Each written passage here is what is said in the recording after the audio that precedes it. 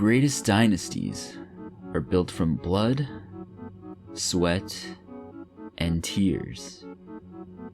They are forged from pain, from heartbreak, and from adversity.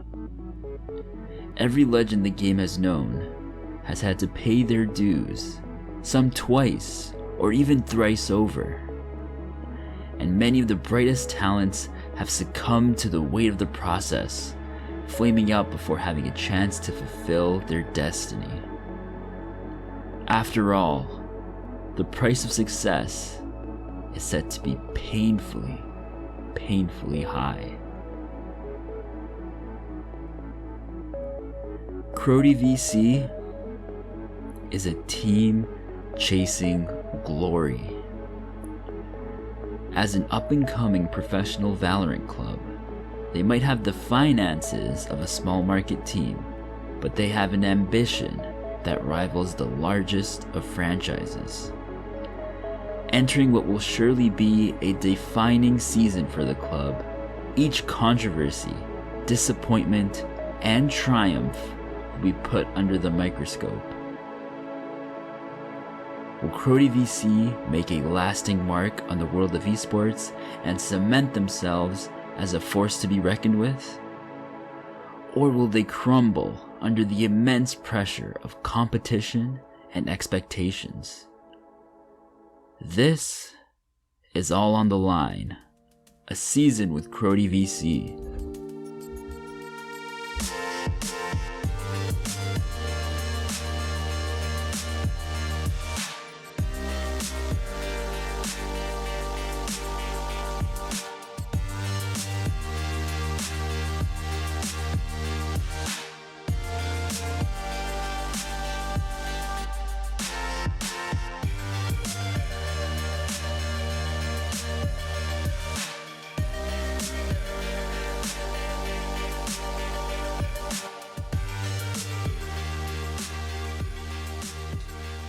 Crodie has entered the new season with high hopes.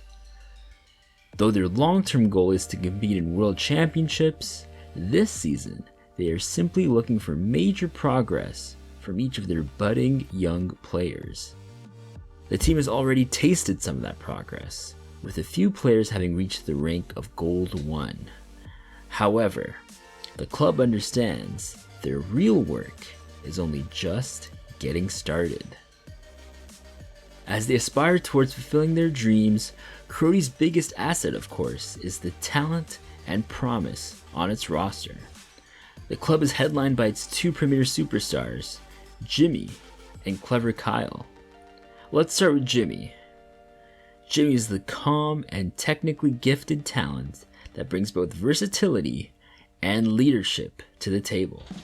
I would say I'm more of like a shooting guard type. Like I go in, I ball mans, I kill bugties, and I kind of leave. Jimmy, killer.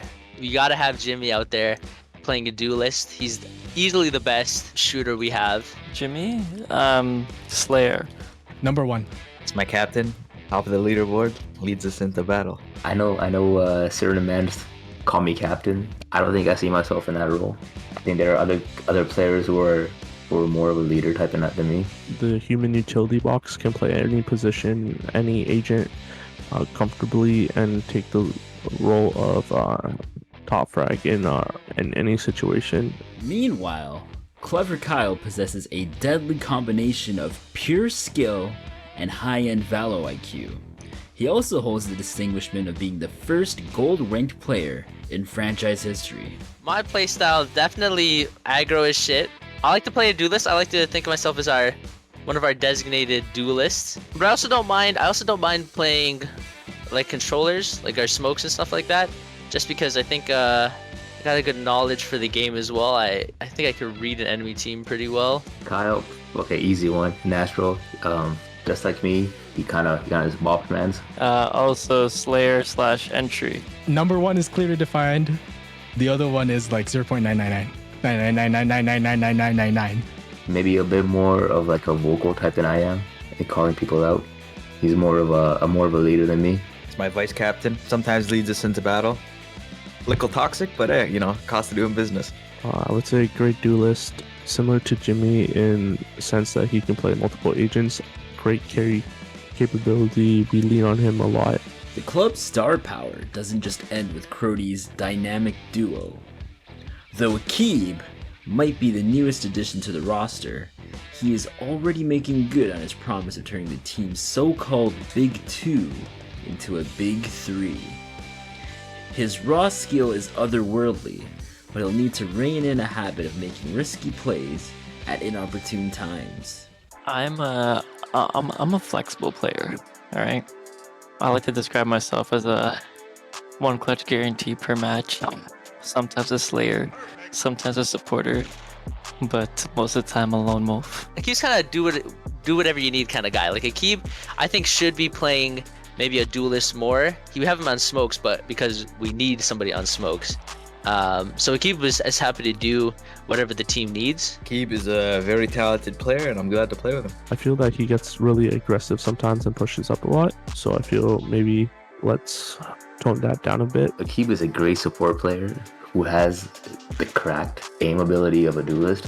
I think maybe a little more game sense and game knowledge in respect to smoking and timing and all that, but I think overall, great support character, great aim. Knows what he's doing. Another thing with Aqeeb is Brimstone one trick.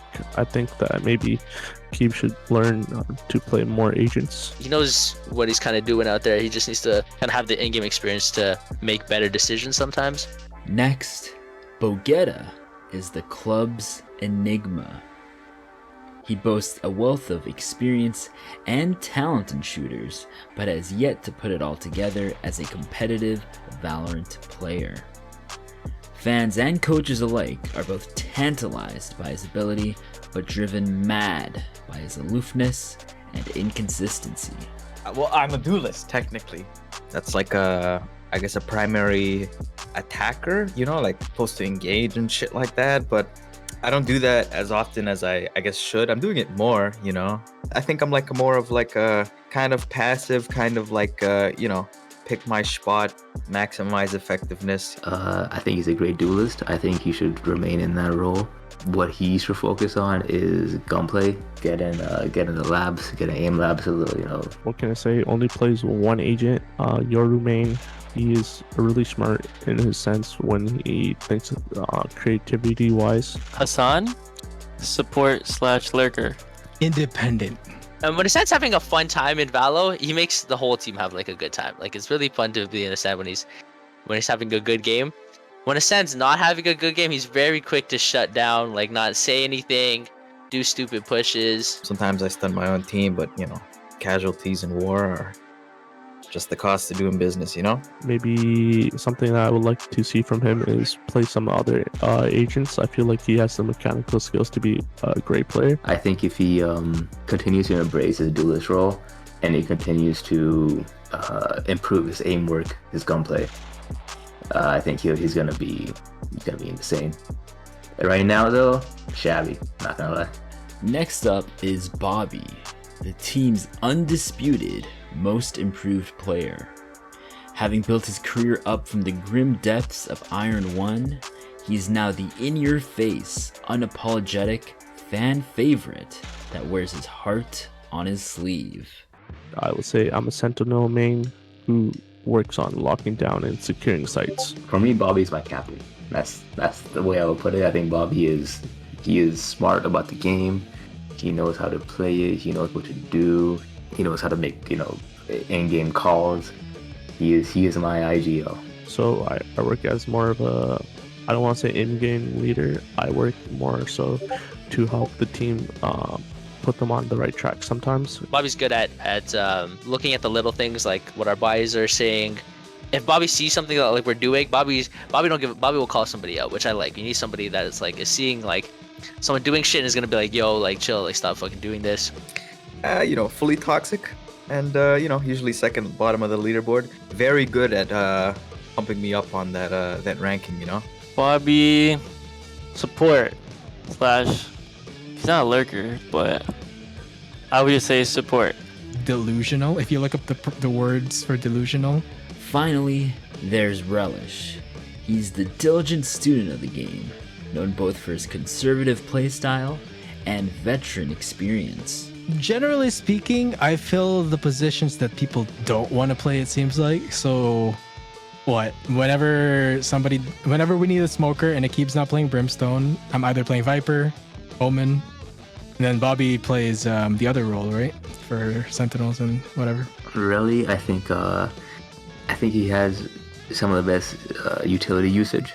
I think he should focus more on improving his confidence and his gunplay. Rally, I also support. Relatively passionate about the game. He's good at kind of communicating. Like, he's very knowledgeable about Valo. I'm not going to comment on his gameplay. I already said it already. I don't need to punch a downed horse. I focus a lot of my gameplay on utility versus gunplay, which I should shift towards gunplay more, but you know. Don't focus too much on abilities or on utility. Just take out a gun, point at them, and shoot them.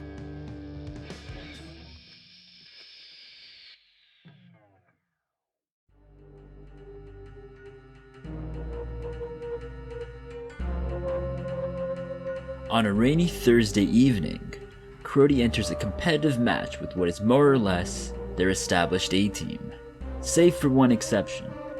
Jimmy is out being rested and is instead providing coaching support via Discord.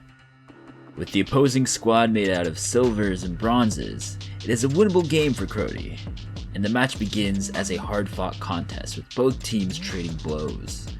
Though Crodie lose a few early rounds, they battle back to tie the score at 4-4. Last guys I haven't, I think. No, it's not. Nice, diffuse. 50. Seeing that screen a lot more these days, eh? Last one's on bomb. On bomb. Nice. Thank you for the flashes, son. Yeah, that's what we need. Demon spare. Let me get it. Yeah. It seems Jimmy's coaching is giving the team an extra boost. However, one player, Bogetta, is still adjusting to this shift in the team's dynamics. 63 Omen. Where was he?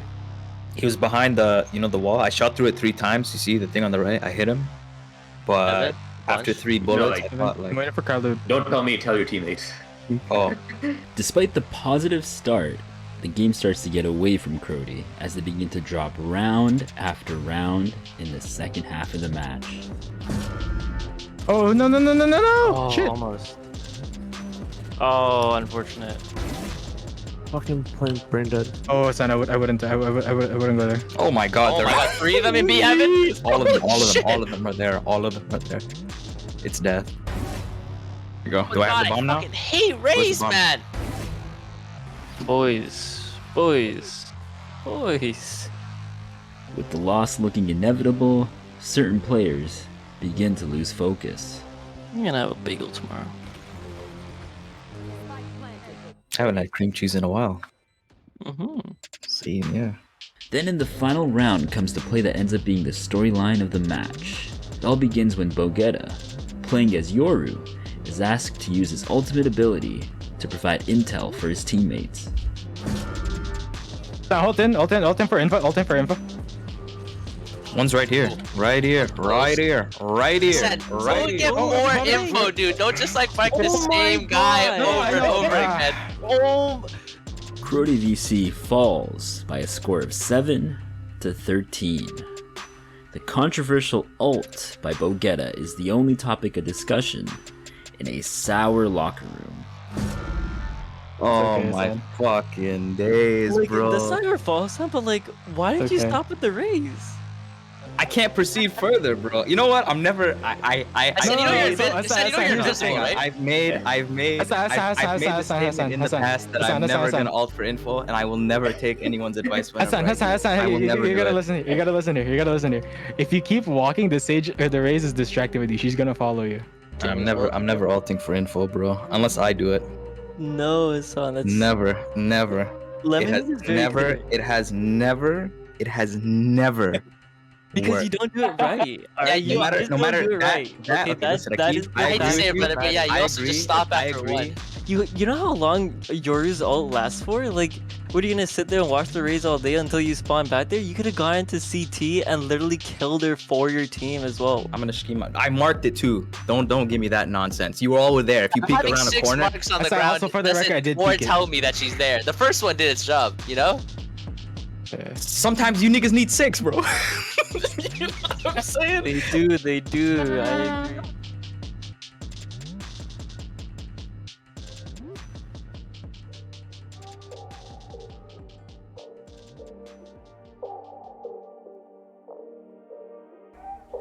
After that disappointing result, Crodie VC is desperate for a win. The team shuffles Jimmy back in to bolster its lineup. It's a move that ends up paying off for the club. Crodie steamrolls its opposition, with each player putting up a convincing performance. Nice. Boys. Good hold. That was good bait for Bobby to go there. Good job, guys. Good job. Nice. That one's close left. Hey, Let's Good go. kills, dude. I have infinite power. Despite the absolutely clinical performance, in typical Crodie fashion, tension from previous matches managed to rear its ugly head from time to time. If you want to get out of there, just do one thing, right? Alt for info, bro. That was like the most moved, I colossal think, waste of a an little op I've seen in my lifetime. I think I moved a little bit, you know? Like I came in. I don't want to see you in an op again, brother. I'm sorry. As we know, winning mends all relationships, and the mood in the locker room is much more jubilant after that dominant victory. Post-game discussions revolve around how the team can build on this solid performance. Yeah, if we just start minimizing these little mistakes, these like micro fractures almost, you improve. That's what I noticed. This game was perfect. We literally dominated. Like if everyone plays like the mentality you had in this game, if you keep playing like that, I personally will never fucking phone it in again. Like that's exactly what I want. Not even like the result. We could lose that game. It could be like fucking whatever it is, 6-13. But if we play that exact way, and it's not these little stupid mistakes, we're good. I think more of that kind of like team work shit. More calm. Yeah, I think we should try to avoid having people trying to take the whole burden on themselves, you know? Work with some men.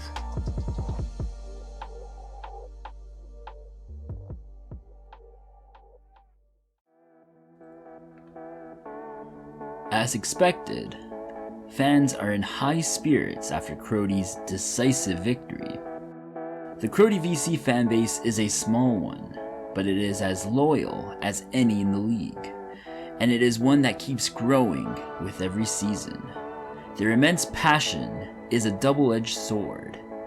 They'll worship the team when times are good, and they'll burn jerseys in the streets when times are tough. When we reached out to Crodie VC fans from around the world, we were overwhelmed by that very passion. Bro, Crodie VC, those mans are fucking killers, bro. What are you saying? Not too much of a fan of this game, but I'll follow this team anywhere. I've been a lifelong fan. I've been through all the ups and downs. And I'm not gonna lie, it's been tough at times. Oh, he's a jolly good Crodie. Oh, he's a jolly good Crodie. Bro, it's about time some B-Town man showed up and fucked shit up for all these fucking computer boy nerds out there, you know? Right now, I think we finally have some really good young players like Kyle and Jimmy. I'm excited to see what they can do this year for sure. My favorite player, I think they could speak for most people when they say that Mahassadan kid. I love the whole team, but my favorite player has got to be Bobby. I think it's just so inspiring how he started from the bottom and how he's turned into such an important guy from them now. It also definitely helps that he's a bit of a hottie, you know? I gotta give a shout out to Bogetta and to Relish. Those are the underrated man, you know? They're not the stars, but they're still fucking good.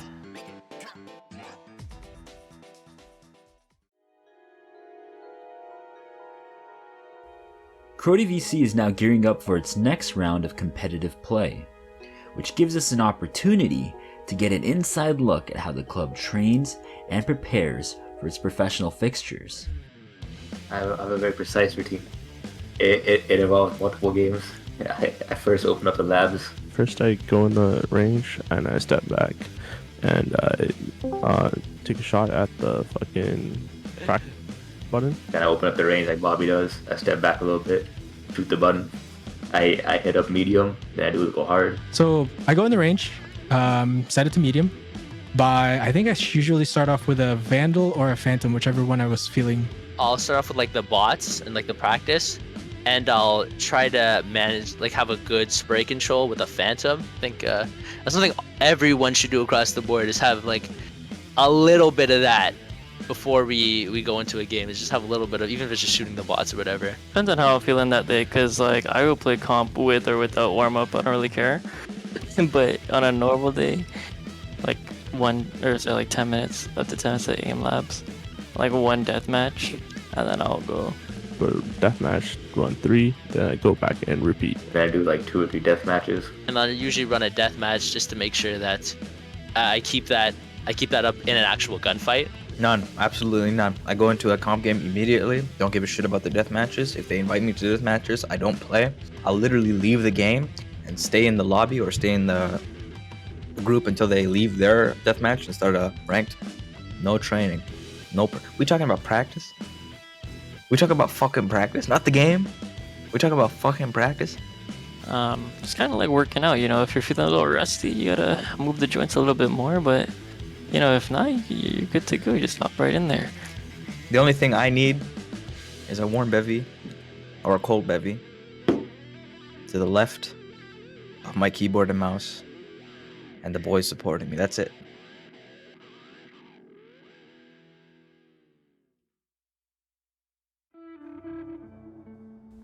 Any professional club looking to compete at the highest level needs a high-end development program that can identify and support their next generation of talent.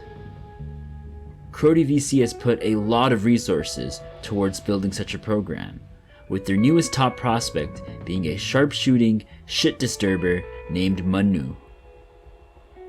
A new day brings new opportunities, and on a chilly Friday evening, Crodie finally inserts Manu into its starting lineup. For some odd reason, Jimmy is again shuffled into a coaching role. But, running purely on adrenaline, Manu gets off to a hot start in Crodie's first pro game of the night. Oh, geez, Manu's top fragging? No shade of water. Bro, I came ready, right? I was like, yo, Bobby's here. I don't want to get shit from Bobby. Scene. Yeah, I really don't like getting shit from Bobby. Unfortunately, Crodie VC as a whole gets off to a disastrous start, dropping each of the first 6 rounds. After a while, even Manu's performance begins to tail off, like the rest of the team. I timed that wall. Oh my. Watch your movement. Okay, who's what? How'd they just walk up A-Hall like that? Come on, man. Whose job is that? I assure you, Bobby's fucking cheese right now. Bobby's saying no. Losing 1-8. Bobby's incredibly upset right now, I guarantee it. With round losses piling up, the team is despondent and unfocused. Aqeeb isn't even talking anymore. Desperate for a way to turn the game around, Manu makes an ill-advised attempt to aggravate the powder keg that is Bobby. Where's Bobby? Hey, Bobby. Yes. Alright, easy dubs. We actually have this. No, Loki. Say some toxic shit. Don't get Bobby heated, bro. It's only 12:30. Bro, that's what I'm here for. What do you think I'm here for? It's coming, bro. It's coming. Who has fight? Manu. What are you gonna do about it, Bobby? Manu, I swear to God, I'll fucking kick your ass. Holy. As the toxicity spreads throughout the team, Relly realizes he picked a wrong time to have a career worst 0 for 15 performance. Oh. Oh, for 15, Relly. Indeed. Oh my god, Relly, what's happening out there, brother?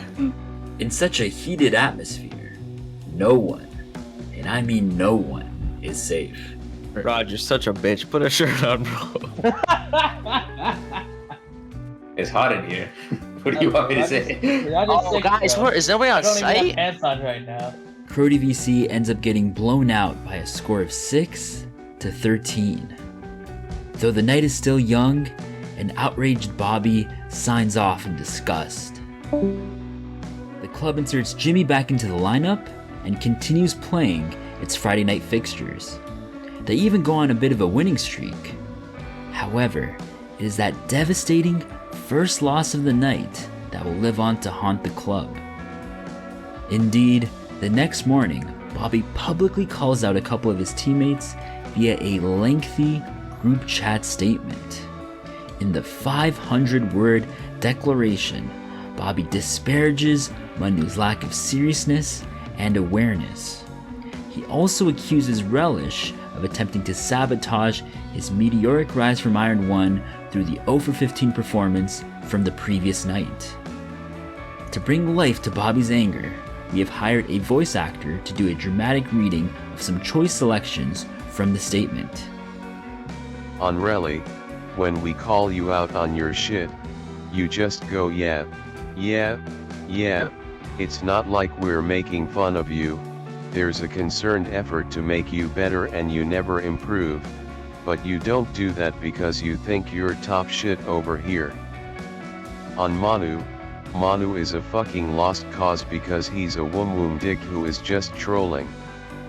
Like legit, I cannot believe you guys are in bronze, and I'm in the same elo as you guys. You are legit notorious for your slow ass rotates, like smelling the fucking daisies out here.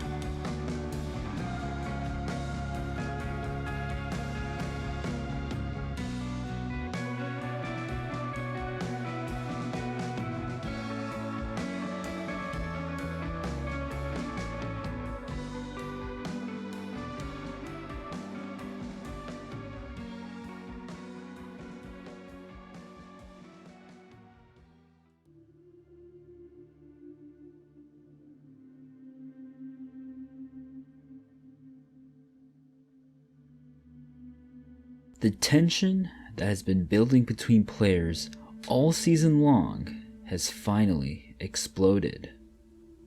At this point, it remains to be seen what the long-term repercussions will be, but the major rift in the locker room can no longer be ignored. Relish has understandably taken an indefinite leave of absence from the club. Manu has been returned to Crodie's reserve squad. Crodie VC will need to continue trudging through the season with a depleted roster, at least temporarily.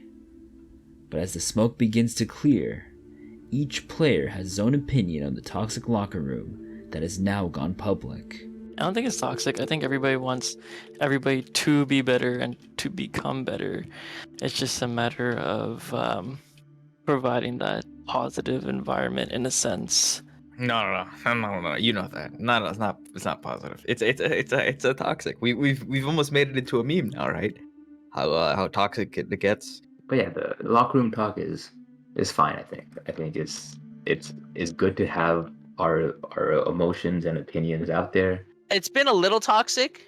Like when it gets personal, like personal criticism and things like that are made, that's a little too far. Some people have taken stances against it, right? Like Reli's like very against and stuff like that, which, you know, Reli's stance is the correct one in my opinion, right? Listen, the locker room gets too hot, it gets in a sauna sometimes, and that's how I like it. If I'm doing shit to piss people off and not playing well, tell me about it. I want to know, because that's how I get better. In terms of telling people how you think they can be better and improve, if you ever play on a sports team, like, especially when you're just starting out, nobody's afraid to tell you how you should improve, and you shouldn't be afraid to hear that kind of criticisms and things like that. I think we're at an impasse.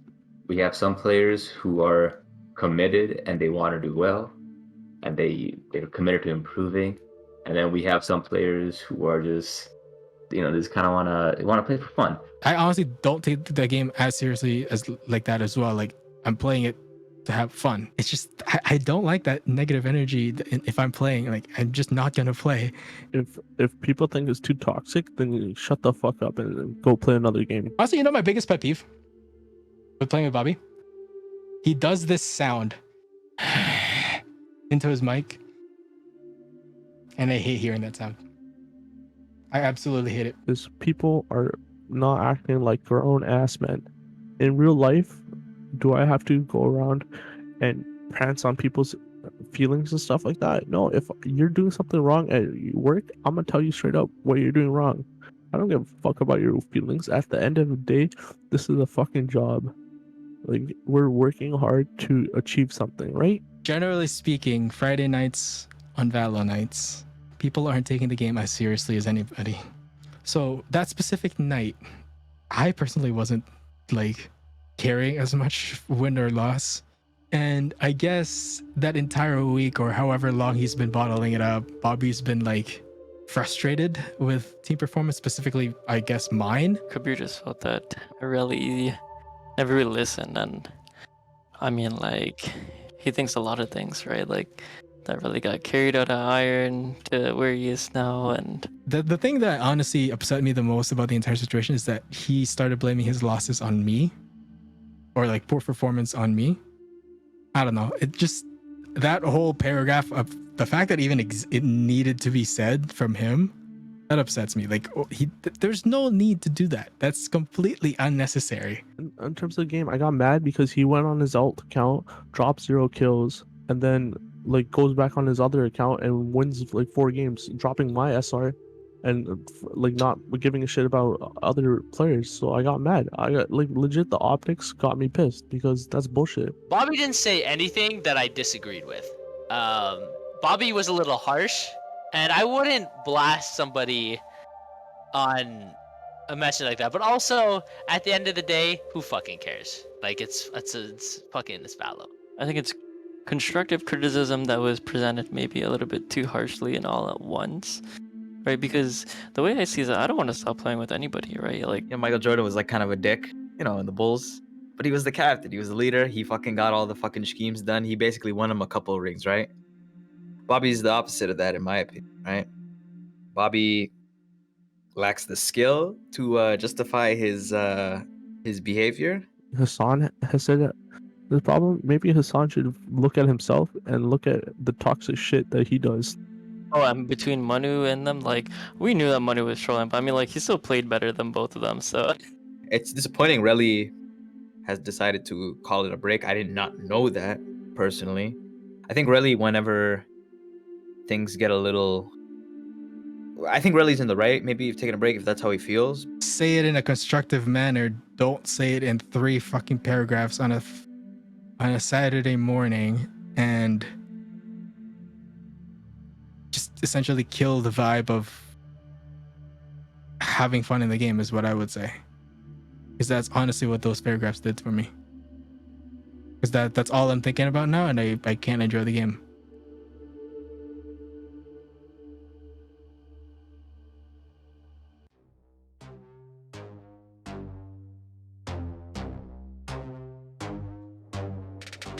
To help address its depleted roster, Crodie VC attempts to sign a highly regarded free agent.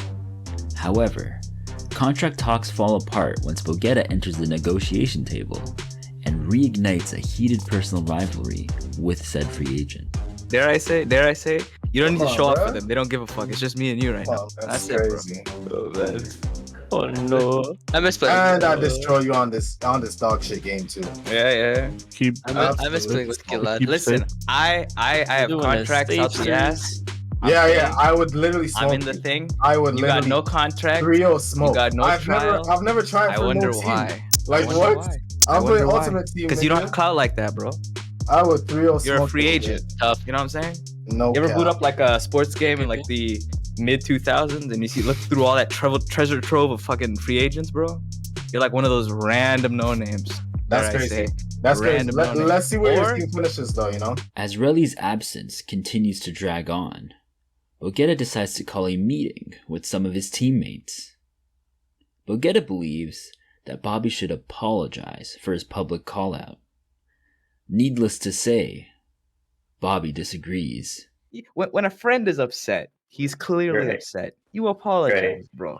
You know, it's not an outrageous apology. It's not like you're upset that I told you the sky is blue and now you No, want an apology. I I don't want to. He's upset because of the toxicity and what was said, Let him and he let him feels be hurt upset. by it. Fuck him. I don't give a fuck. And you know, and you apologize, bro. You look No, out for each other. if I apologize, kick me out of the group. I don't give a fuck. I'm not apologizing for bullshit like that. Like, fuck you mean? I'm on the apology side, bro. But for what though? See, I don't understand you guys. How the fuck, like, how like, dude, like, we are not friends. I think, bro. I high key think we're not friends. If Bobby had done a personal attack, which he has before, and when that happens, I'm like, Bobby, apologize, right?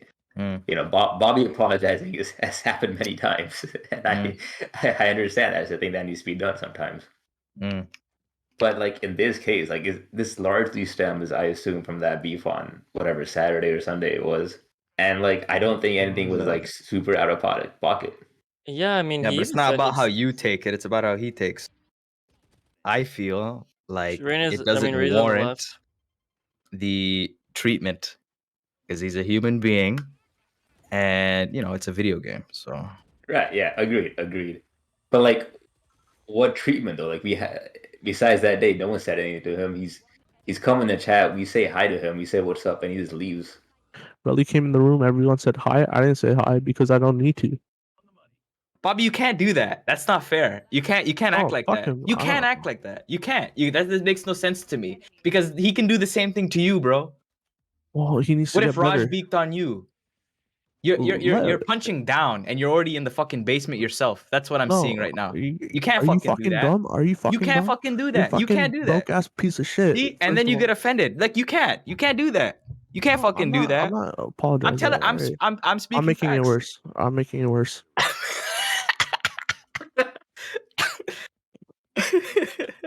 This is all because of you. I'm making it worse now. I don't make it worse. Don't make it worse. we should go the opposite direction, right? We should at least start with the conversation. No, but like, what the fuck? How does that make any sense? How does open losing a a game conversation? cheese man's like this? What the fuck? What is this? But don't make it worse. Don't just.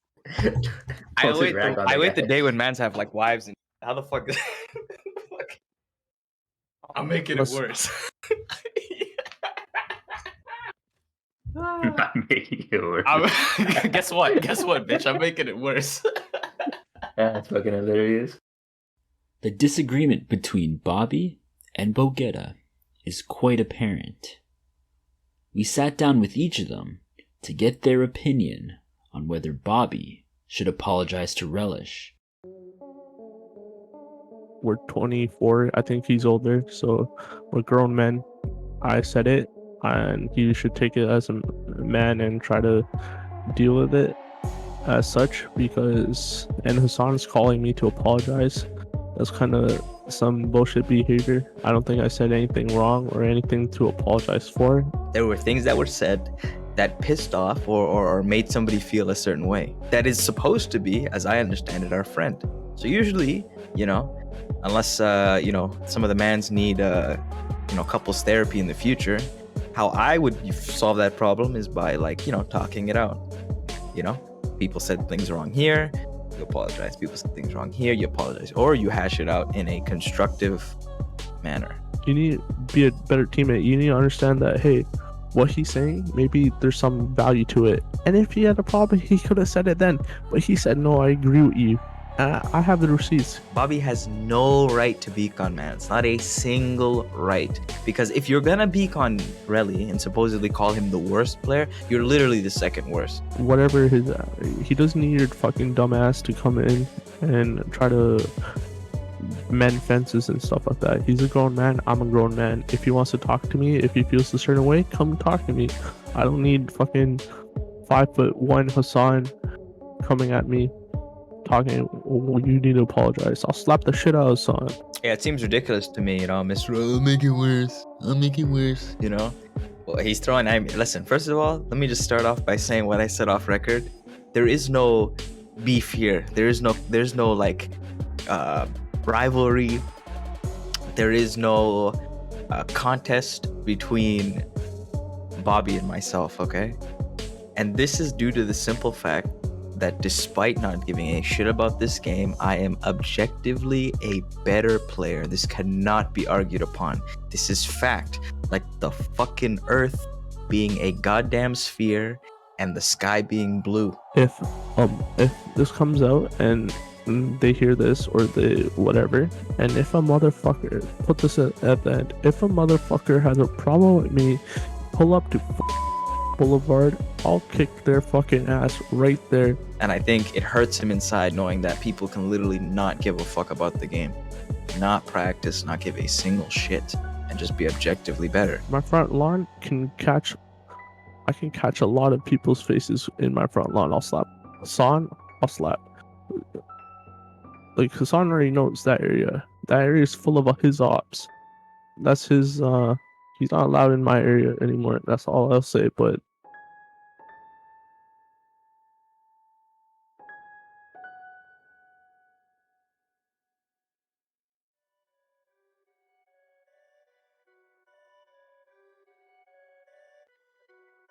Crodie VC is in a very precarious state, with internal strife threatening to tear the club apart.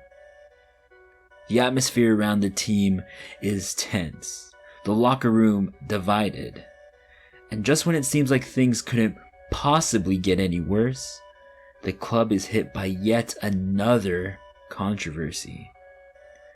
As you would expect, Bobby's at the center of it all, but this new controversy, called Boostergate, extends far beyond petty locker room feuds.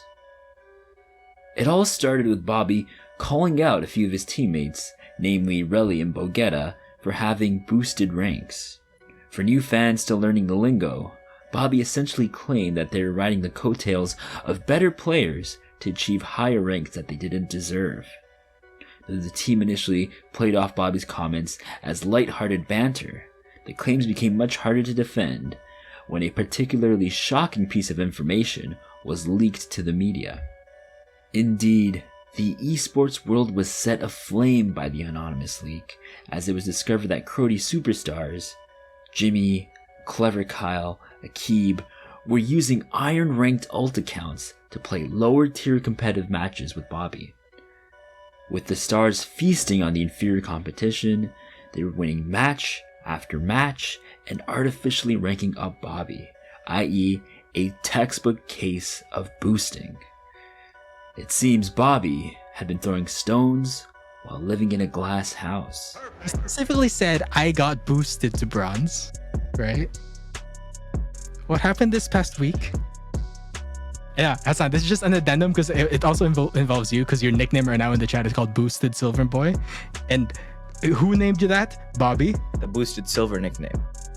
Which is a factually incorrect statement. I wasn't boosted. The day where I fucking schemed like 5 or so games or 6 or so games in a row and won a shit ton of them, I did it solo.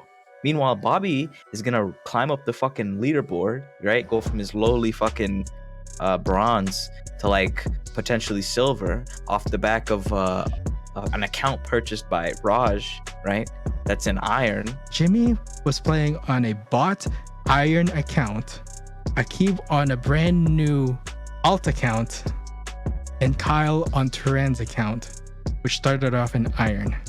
If you want to quote me here, I've a total of 2 brain cells in the week we've been playing with Bobby on Boozy's iron account and my account that you were playing so excellently on. But those guys are actually like lower rank, so like technically that is a boost. Like that's a boosted game, right? For whoever it's for, right? Like for Bobby, like he's playing against lower ranked people. Bobby is playing against the lesser competition, is getting carried. So he's literally the booster, or he's being boosted, I should say, and he's throwing stones at somebody that, you know, has done no such thing. I haven't been boosted. Yeah, I'm gonna be honest. It's kind of like the what's the saying? The pot calling the kettle black. You know, for Bobby to come out and start that, yeah, he had to have known that's gonna get flipped on him. So yes, I agree. It's definitely a boost, but like that's not to take away from like him. If he feels that he's a silver, which you know I'm not gonna attest to, then when he becomes silver, the truth shall be revealed.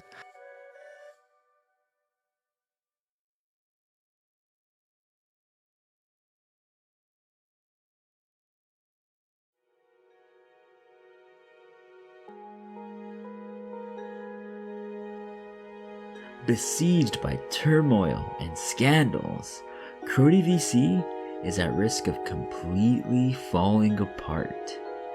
To save the club, management must resort to drastic measures. The club as a whole is put on a week-long hiatus.